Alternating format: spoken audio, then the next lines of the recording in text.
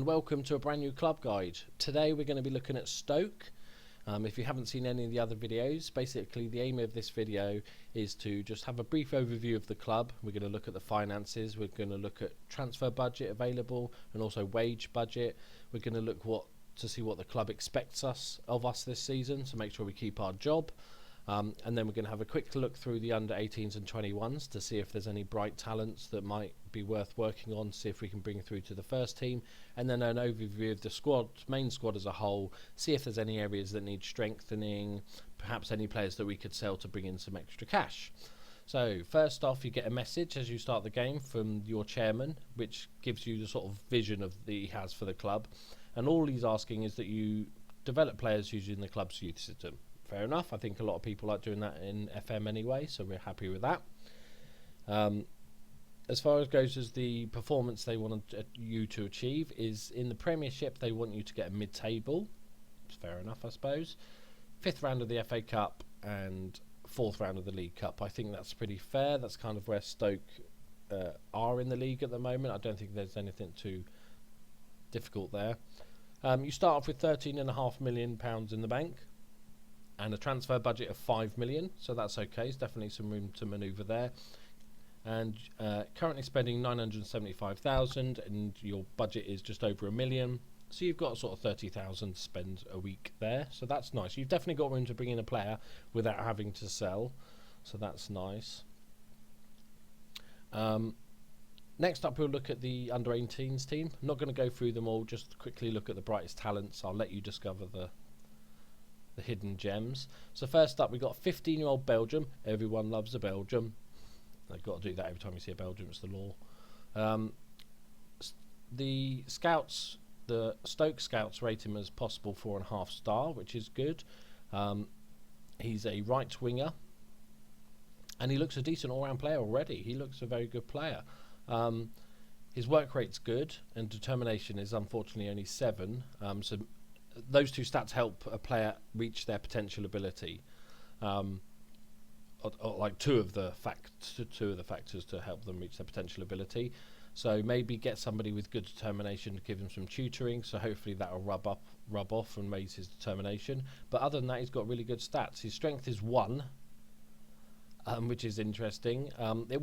He's 15 years old, so naturally it will go up quite a lot anyway, but that still means he's never going to be like Akinfenwa. But for 15 years old, he's got massive amounts of pace, good natural fitness, and his technicals and mentals are pretty good as well. So I think he's definitely one to keep an eye on, and maybe give him some game time and tutoring, getting some loan moves when he's old enough and that sort of thing. Moving on to the under 21s, we'll just have a look at the top talent here. There's a few here that could be possible, but I'll let you work your way through them. So we've got Julian Ungoy, 17-year-old Belgium. Everyone loves a Belgian. And he's a striker, but can play behind as well. Absolutely rapid again. His work rate is 11, determination is only 4. I think this guy's really going to struggle to reach that potential ability. His mental and technicals aren't that great either. He's all about that pace, really. That's kind of it. Yeah, I think he'll struggle. Maybe with a bit of luck, good tutoring, a good loan move, something like that might help him. But I don't think he'll become a first team regular. So next, let's go through the team. So these star ratings are based on the Stoke scouts and their assistant manager and stuff. So it's a good guide, but make sure you don't. Could be some hidden gems that your scouts only rate 2 stars. But we'll have a look at the goalkeepers. Some of the players I won't go through too much because we all know about it. Like Jack Butland, he's having a stormer in real life this season, and he's a quality young goalkeeper, and still got room to improve. Needs to work on his rushing out, I think, especially if you're playing a slightly higher line. That sort of sweeper keeper role you need to work on, but he's an absolute quality goalkeeper. And you've got a really good experience backup in Shay Given, who's amazingly, I think, got another 2-year contract, so he's going to be there till he's over 40. But great backup goalkeeper to have. Great, he could tutor somebody as well. Next to, we've got quite a versatile team by the look of it, so we'll quickly skim through the defence. We've got Glenn Johnson, ex-Liverpool. Decent player. He's 30 years old now. He's not the paciest, but he's a decent all-rounder. He can get forward. He's quite versatile. Defensive-wise, he's okay as well. He's pretty good, as well as going forward. No sort of real weak points in his game, but nothing outstanding. Just a good all-rounder, really. Next up, we have Phil Bardsley. Another 30-year-old, can play right back or left back. He's kind of just a lesser version than Glenn Johnson, and also he's a bit more aggressive. So therefore, he's going to get booked a little bit more. But tackling-wise, tackling 15, marking 14 is good. Crossing and dribbling are both okay. So he can go forward as well. But slightly more defensive than Glenn Johnson, I would say, and a slight downgrade on him. Next, we have Mark Wilson. He can play anywhere across the back and also defensive midfield. His marking and headings are a little bit low for a centre-back. And tackling's not fantastic either. It's maybe someone I'd prefer to play as a left-back, or probably left-back, I think. Two-footed, which is really nice. I'm thinking left-back just because he's got 13 crossing as well. Decent physicals, 27-year-old, so he's at the peak of his power. He's a decent sort of squad player, nothing particularly special. Next up, we have Jeff Cameron, another massively versatile player. He seems to have a ton of these in Stoke, more than any other team I've looked at in the Premiership. I've gone through nearly all the teams now. I think I've only got 3 left. So he's like a good all-rounder. I think he's a great player to maybe have on the bench that can just pretty much fill in anywhere. But he is 29 years old now, so you have to bear that in mind. Next up, we have Eric Peters, a left-back, 26 years old. Scouts give him 3-star potential, and he's a decent player. Not so good going forward. He's more of a defensive fullback, but decent physicals. Then we go on to Mark Menezia, who's a centre-back and can play left-back. He's okay. He's 23 years old, so he can improve somewhat still. Heading's only 12, marking 13, tackling 14. That's okay.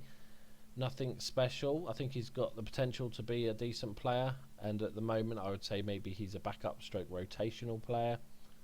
Next up, we have Ryan Shawcross, still a beast in this game. Yeah, he's your first choice centre back. I don't think we need to go too much into that. And Philip Walshite, however you pronounce it, another quality centre back. You've got 2 really good centre backs here as your sort of main 2 guys, and also 26. So they've both got a good few years left in them as well. So defensively, I think that's pretty good. I think maybe there's a couple of areas that could do with strengthening. Maybe the left back position, depends on how attacking you want to go really, but you've got tons of versatile players so that they can fill in. So I think you're quite comfortable there. Central midfield, we've got Glenn Whelan, 31 years old now, so his physicals are starting to drop off a little bit, but they're still pretty good at the moment. He's got another season or 2 left in him. He's a defensive, I would say, midfielder. Best played as a central midfielder, but can also play as a defensive midfielder. Definitely as a ball winner. His tackling is 13, his marking is 13. Going forward, okay, long shots is 14, passing is 13. He's a decent all-rounder, but somebody that you'll need to look to replacing in the next few seasons, as he's 31. Charlie Adam is obviously a great player, great left foot on him.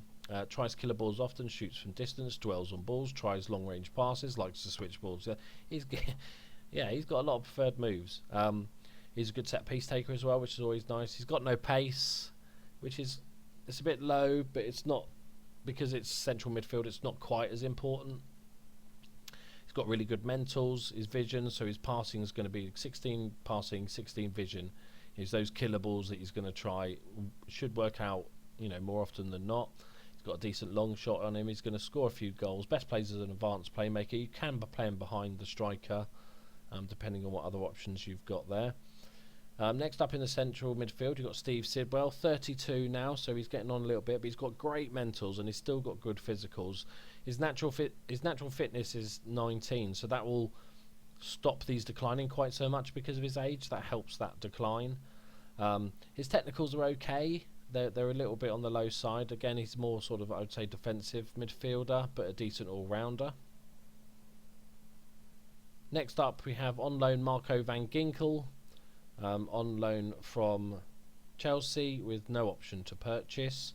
so we won't go too much into detail with him. He's a decent player, central midfielder, decent all-rounder, similar to a couple of the other players. Just more for squad depth, I think he was brought in. Next we've got Stephen Ireland. He's definitely the most attacking of the central midfielders we've looked at so far. His tackling's 9, his marking's 8, so yeah, he's all about going forward. He's a decent all-round player, 28, so he's in his prime. Not going to get much better, or any better really, but still a decent player. Next on to the wingers, we've got Afili, Ibrahim. Can play on both sides equally well. He's 2-footed, which is lovely. Comes deep to get the ball, plays 1-2s, dwells on ball, cuts inside from both wings. So he's definitely best played as an inside forward, and you can see that from his finishings: 14. His first touch is 16. His composure's 11. His off the ball's 14. So composure's the only thing that sort of lets him down in the sort of finishing department. But he's a good all-round player. His physicals aren't the best, but 14 pace, 15 acceleration's fine. Obviously defensively he doesn't. And the only letdown on him is his mental, so he doesn't work the hardest. Teamwork is 9, work rate 9, positioning 6, determination 8, concentration 9. He could go missing in the games. He could be one of those sort of infuriating players that plays amazing one day and then just doesn't bother the next day, but I still think he's a good player. Then obviously you've got the Swiss maestro that is Xherdan Shaqiri. Absolute quality player, won't go into too much detail. Look at how versatile he is as well. He's a natural in all those positions. I'll let you discover his loveliness as you go on and play, but he's definitely going to be your first choice, obviously. And then Mohamed Diouf, really pacey winger, can play up front as well. His crossing isn't great as a winger. His finishing, these are the only areas that I'd look to sort of really improve on him. But his physicals are absolutely mental. He's not mental as in mental, but physicals are actually really good. Shouldn't say mental because that's just confusing. His mentals are really technical. No, I'm just kidding. His mentals are okay. He's weak in a couple of areas. His work rate's good. His vision's poor, so he's going to struggle to pick out those passes. Decision making again, but good bravery, aggression, off the ball. He's a decent player. 16 heading as well, so you could play him as a target man up front as well. Or use his pace on the wings. Just bear in mind that his crossing is pretty crap, so maybe an inside forward would be a better option for him. I imagine that's his. So he's thinking, they're saying wide target man. I think you could play him as an inside forward just because he's a good striker as well. And that's it. So we've got Marko Arnautovic. Like one of the other players was just saying, his mentals let him down in work rate, teamwork. Determination is good, but decision making, concentration, he will go missing in the odd game, but when he doesn't go missing, he's absolute quality. Dribbling 17, first touch 19, flair 19. He's going to beat people for fun. He's got good pace, good balance, good crossing. He's definitely a quality winger, definitely one of the first names on your team sheet. Then we go on to Peter Odemwingie, who's 33 now, so he's definitely in the decline. He's not going to be a first teamer, but he's a decent backup striker, and he can also play right wing, which is quite nice, and left wing at push. 2-footed, which is nice. Then next up we've got Bojan, obviously the ex-Barcelona Barcelona youngster. He's a decent player. He's not outstanding. He's still got room to improve. He's still only 24. But he plays best as attacking midfielder behind the striker, can play on the wings or up front as well.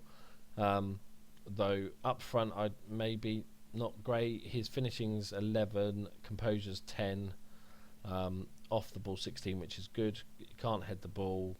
First touch is good, but his finishing is a little bit low to play as a striker, and that's probably why he's dropped a little bit deeper. But somebody you could work with, I definitely think. And then finally, or not finally, we'll save the big man till last. You've got Joselu, who's a decent striker, 25 years old, so he's still got a little bit of room to improve. Get a good few years out of him. Decent, okay physicals, I guess. Again, one of those players that could go missing, just work rate, determination, concentration are all a little bit low. But he's a great finisher, good first touch, good composure, decent player, yeah. And finally, Peter Crouch, who is still beastly in FM. I like to play him as an advanced forward. You can play him as a target man. His mentals are ridiculously good still. His actual physicals are great. No acceleration whatsoever, which is unusual for somebody that's actually got 14 pace and no acceleration. It takes him 10 minutes, but he'll get up to speed. But still really good technicals. I think he's definitely a player that you can use. He's got, how long has he got left on his contract? 2 years left on his contract. He's not worth much money. He's not worth selling. I'd definitely keep him and play him quite a bit. So there you have it. There's the Stoke squad. I think it's pretty well rounded. There's definitely a couple of older players that are going to need to, you know, start thinking about replacing. But you've got a nice versatile squad, especially in defence. They can all play everywhere pretty much. You've got 2 rock solid centre backs. You've got decent midfield, decent midfielders, and if you're going to play 2 up front, you might want to get another striker. No, I suppose you've got Mamadou as well that plays striker. So yeah, it's a decent, well-rounded. So you've got 5 million to bring in 1 player, so 1 or 2 players. I hope. Let me know in the comments what you guys think of the Stoke squad this season. Who knew Peter Crouch still had 14 pace and apparently 3 acceleration? It's like steam powered or something, you know. Dig, dig, dig, dig, dig, dig, dig. That's not steam, is it? That's not what it makes. Yeah, let me know what you think, guys. Check out all my other guides. I'm doing the whole of the Premiership. I think I've done 15, 16 of them so far, which has been fantastic. Got lots of good feedback. If you're managing Stoke, let me know who you've bought or who you've sold. Which ones are you actually going to get rid of? And I will see you guys in the next video. Thank you very much for joining me. Please subscribe. I love you all. Bye-bye.